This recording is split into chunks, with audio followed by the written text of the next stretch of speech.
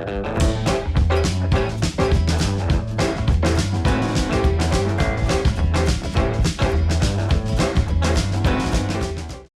dengar Bapak ke Jepang untuk memperdalam.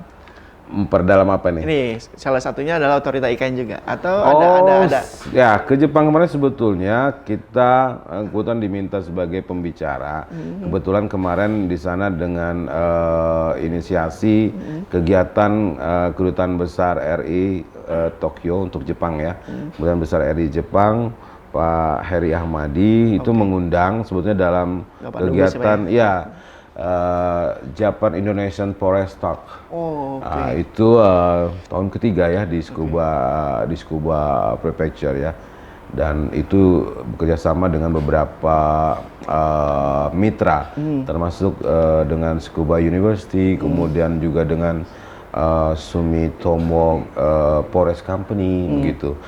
Itu sebenarnya bagaimana kita melihat membicarakan tentang dukungan dan penguatan untuk pembangunan IKN. Karena di sana juga sebagai pembicara juga Wakil Menteri Lingkungan Hidup, kemudian beberapa rektor selain Unmul, ada dari TK, ada dari Brawijaya, ada dari IPB Bogor. Kemudian ada pembicara dari Bappenas. Jadi memang kita di sana selain di sela-sela kegiatan seminarnya juga ada diskusi dengan Kepala KBRI Pak Heri Ahmadi bagaimana tentang kita mensupport dari sisi pengelolaan lingkungan termasuk pengelolaan hutan pada New Capital City Indonesia ya, IKN, untuk menjaga konsep Forest City, Smart City, Tropical City tadi Pak. Tropical City dan Sustainable City seperti itu. Saya kira tadi soal pendalaman soal digitalisasi di teman-teman Unmul ya. Sejauh mana perkembangan digitalisasi di Unmul sendiri Pak? Iya, kalau salah satu visi saya sebetulnya untuk ke depan menuju Unmul yang digitalisasi kampus ya. Jadi digital kampus itu tentu semua ya kita membuat sebuah smart kampus semua secara digital kan seperti itu. Jadi sebenarnya banyak definisi tentang digital. Jadi ini yang kita bangun, kita inisiasi sebetulnya yang mau kita run ini dengan pihak ketiga untuk semua dari sisi back sisi manajemen, proses belajar mengajar itu secara digital, termasuk sarana prasarananya. Ini sudah sebenarnya kita bicarakan dengan pihak ketiga, tapi saya belum bisa menyebutkan pihak mitranya, karena tentu selain perusahaan kakak tapi Pak ya? Tentu sebenarnya ini perusahaan Indonesia company ya, saya pikir bukan dari luar. Kali dari luar tentu kita membuat benchmark university ya. Sebenarnya tidak ada satu university yang kita jadikan satu-satunya, karena kita mencoba melihat keunggulan dari universitas baik yang ada di Indonesia maupun di luar. Karena tentu akan kita sesuaikan dengan potensi yang ada di Unmul sendiri, sesuai dengan orientasi pola ilmiahnya, tropical rainforest tadi. Dan pertama tentu misalnya bagaimana digital library dulu sebagai center untuk digital kampus Unmul. Nah itu yang mungkin kita tentu ada proses. Baru nanti soal proses pembelajarannya dan sebagainya, termasuk manajemen semuanya ya, termasuk dalam semua sistem aplikasi yang ada di UNES Mall Warman melalui One Gate System. Itu seperti itu. Ya dulu sebenarnya Unmul ada sistem aplikasi Unmul 1 yang semua terintegrasi. Cuma belum sempat running. Ini yang coba kita konsep dan planning manajemen Unmul 1 itu untuk sekarang kita implementasikan. Jadi semua tersinkron, semua sistem yang ada di Unmul tersinkron juga dengan di kementerian. Ini termasuk dari publikasi dan sebagainya. Ini yang mau kita satukan dalam integrated management Unmul 1 seperti itu. Kapan mulai dilaksanakan untuk One Gate System?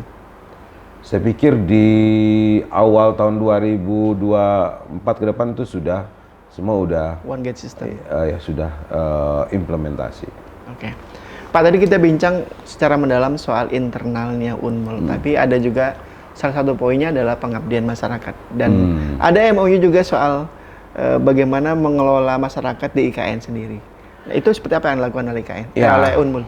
Sebetulnya untuk Unmul sendiri sebetulnya sebelumnya senior rektor masuk sebagai tim transisi ya. Ya. Dan sebetulnya di sana sudah ada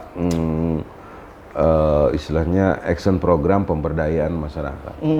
Nah sekarang ini tentu kita baru seminggu ya MOU.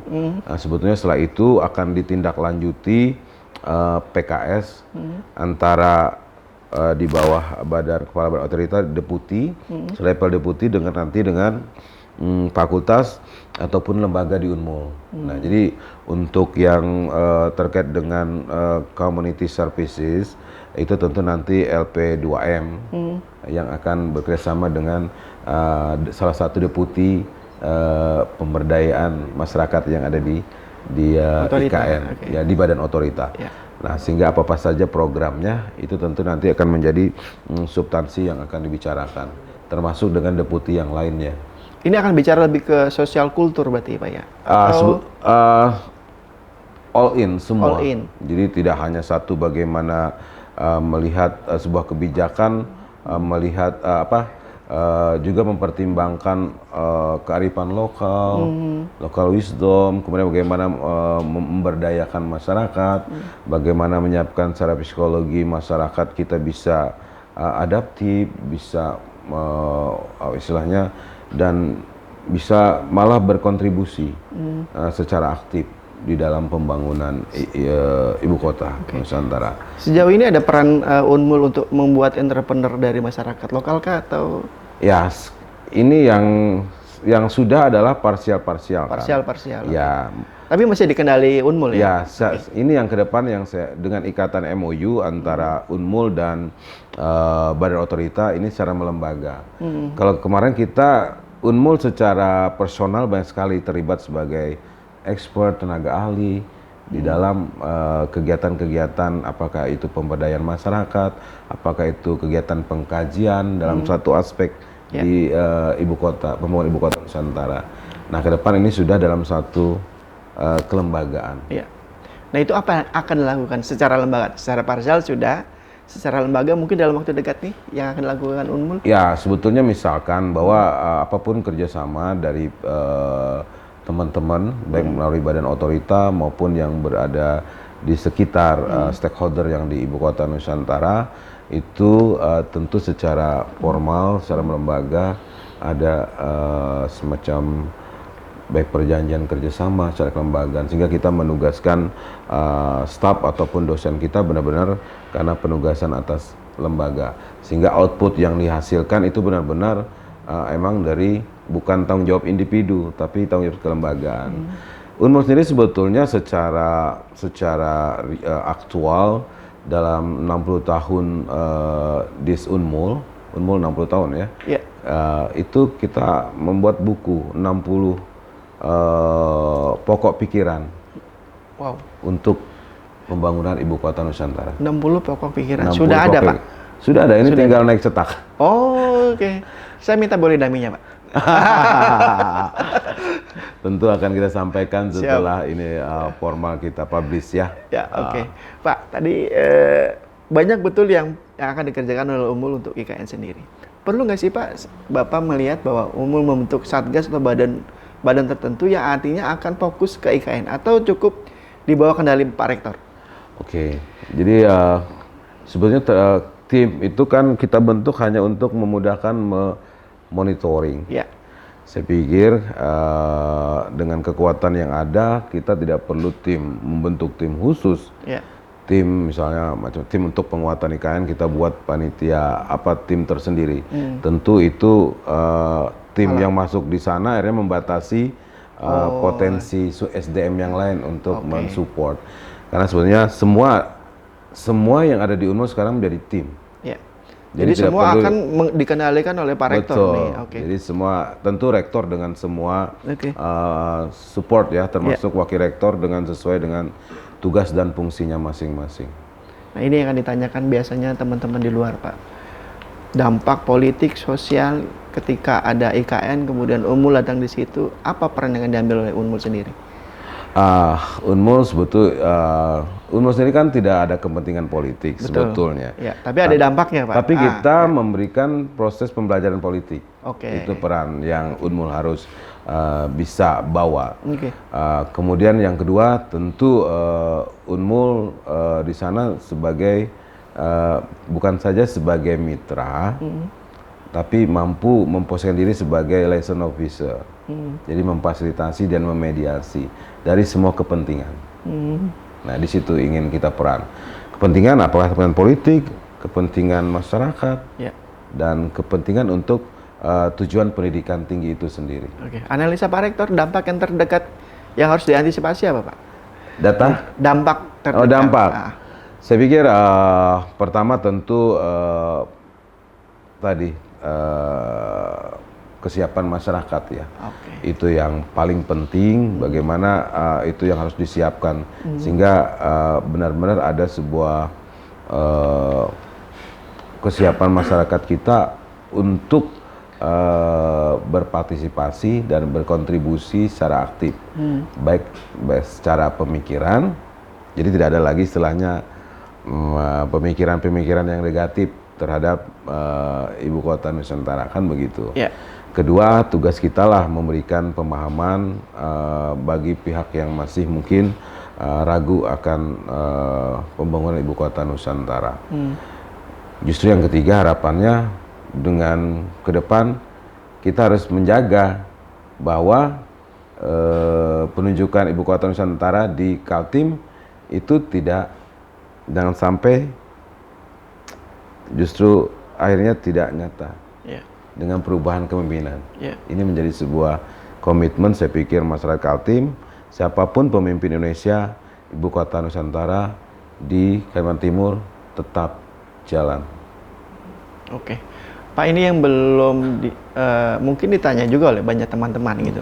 Connectivity antar kota, Samarinda, kemudian Kukar, Balikpapan dan PPNU. Bahkan kita tahu bahwa yang sudah dapat berkahnya lebih banyak di Balikpapan, kan ada kecemburuan juga nih, Pak. Justru Balikpapan yang mendapatkan berkah dari ada IKN. Bagaimana peran Unmul untuk mengkonektiviti ya antar kota ini hingga maju bersama dengan IKN?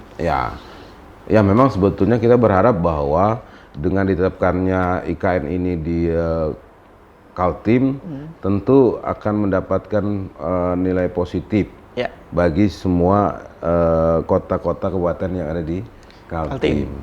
Nah, tentu juga semua pemerintah daerah harus menyiapkan diri sebetulnya ya, termasuk program apa saja yang memang untuk mendukung ibu kota Nusantara. Artinya not waiting, bukan menunggu, tapi justru proaktif. Apa saja dari program pemerintah daerah melalui Bapak Wali Kota maupun Bupati untuk meningkatkan, saya pikir dengan menyampaikan apapun ide, kegiatan, program, tentu akan mendapatkan kesempatan yang sama. Jadi Balikpapan ya kebetulan saja karena sekarang sebagai pintu Kaltim ya, selain Samarinda dari udara, memiliki kesempatan yang lebih luas. Tapi ini juga tidak mengurangi kesempatan bagi daerah lainnya seperti bahkan PPU, Pasir, Kukar, Samarinda sendiri. Jadi sangat tergantung apa yang bisa kita rencanakan dari masing-masing ibu kota untuk menunjang ibu kota Nusantara. Nah, sementara saya pikir untuk connecting istilahnya city city itu kan sudah harus karena tidak semua nanti ibu kota Nusantara itu yang akan mensupport segala kebutuhan, mau logistik, mau akomodasi dan sebagainya, sehingga kita harus mempersiapkan diri. Nah, mungkin yang belum adalah secara bersama-sama membicarakannya untuk daerah-daerah penyangga ibu kota Nusantara, Balikpapan, Samarinda, Kukar, PPU, Pasir, bahkan Bontang, Kutim sekalipun dalam satu forum. Apa yang kita lakukan secara bersama untuk menjaga konektivitas kita untuk mendukung suatu tujuan pembangunan Ibu Kota Nusantara, pembangunan di IKN tercapai, tapi juga peningkatan pembangunan di kawasan kota-kota penyangga juga itu tercapai. Oke, dan peran itu akan diambil oleh Unmul kan sebagai inisiator? Ya, tentu ikut sangat membuka peluang bagi Unmul. Cuma kita tidak ingin juga membuat melewati batas-batas tugas dan fungsi dari pemerintah daerah. Tapi Unmul tentu akan terpanggil kalau itu memang pada saatnya Unmul perlu untuk mengintegrasikannya. Oke, analisa Pak Rektor, apa yang membuat ini belum terintegrasi, mungkin secara wacana dulu atau mungkin secara tindakan? Pertama tentu masing-masing daerah sudah punya program yang sudah di planning sebelumnya, dan merubah perencanaan pada tahun berjalan tentu perlu waktu ya. Termasuk dengan sekarang anggaran yang mungkin tidak semua available. Nah, ini mungkin yang perlu juga dari dukungan pemerintah pusat untuk mensupport kabupaten kota yang ada di kawasan penyangga. Saya pikir ini menjadi sebuah spirit bagi pemerintah kabupaten kota di kawasan penyangga untuk sama-sama membuat program untuk mendukung Ibu Kota Nusantara maupun untuk mempersiapkan kota dan kabupaten sebagai kawasan penyangga Ibu Kota Nusantara. Oke, kalau bocoran dikit, ini adakah ego sektoral atau harusnya otorita yang menginisiasi pertemuan ini atau wacana ini, Pak? Wacana agar wali kota berkumpul. Tentu sekarang saya melihat jangan sampai melakukan inisiasi itu melebihi sebuah peran, tupoksinya. Tentu Badan Otoritas sudah punya program prioritas apa, karena sekarang adalah bagaimana pembangunan infrastruktur itu berjalan dengan baik, juga bagaimana juga kesiapan untuk sosial masyarakat, termasuk ekonomi kerakyatan itu juga sudah bisa siap ya, sudah bisa stable lah. Nah, baru setelah itu mungkin bagaimana membuat sebuah fasilitasi oleh Badan Otorita untuk menginterkoneksikan semua daerah dan program di kabupaten kota di sekitar kawasan penyangga IKN. Tribuner, tak terasa kita sudah hampir 1 jam ya berbincang dengan Rektor Unmul, Bapak kita yang sudah sangat panjang lebar bahasanya adalah menceritakan peran Unmul ke depan hingga pembangunan IKN terus berlanjut hingga saat ini, dan bahkan sampai 2024 nih cita-cita besar Pak. Dan lebih panjang lagi ceritanya nanti Pak ya. Dan Pak Rektor sebagai penutup Pak, silakan bagi Bapak memberikan mungkin optimis kepada para warga Kalimantan Timur atau mungkin warga Indonesia untuk segera berbondong-bondong ke Kaltim atau yang lain. Saya pikir kita semua mensyukuri pembangunan yang ada di Indonesia, terlebih dengan ditetapkannya Ibu Kota Nusantara di Provinsi Kalimantan Timur. Saya pikir keberhasilan pembangunan Ibu Kota Nusantara perlu didukung oleh semua masyarakat, tidak hanya masyarakat Kaltim, tapi juga masyarakat di seluruh Indonesia. Dan ini sebagai bentuk sebuah kebersamaan, penguatan bangsa, dan untuk menjaga tentu tetap kita bersama dalam negara kesatuan Republik Indonesia. Kedua, tentu segala sebuah program apapun itu dalam pembangunan nasional, saya pikir akan cepat dan berhasil kalau kita lakukan dengan spirit kebersamaan. Jadi ini menjadi sangat penting, kebersamaan untuk membangun bangsa Indonesia. Di Tribuners, itu dia penutup diskusi kali ini dengan PIP Room, dengan Bapak Rektor kita, Bapak Rektor Unmul, Dr. Insinyur Haji Abdul Nur, MSc IPU. Sampai jumpa di lain kesempatan. Assalamualaikum warahmatullahi wabarakatuh. Waalaikumsalam warahmatullahi wabarakatuh.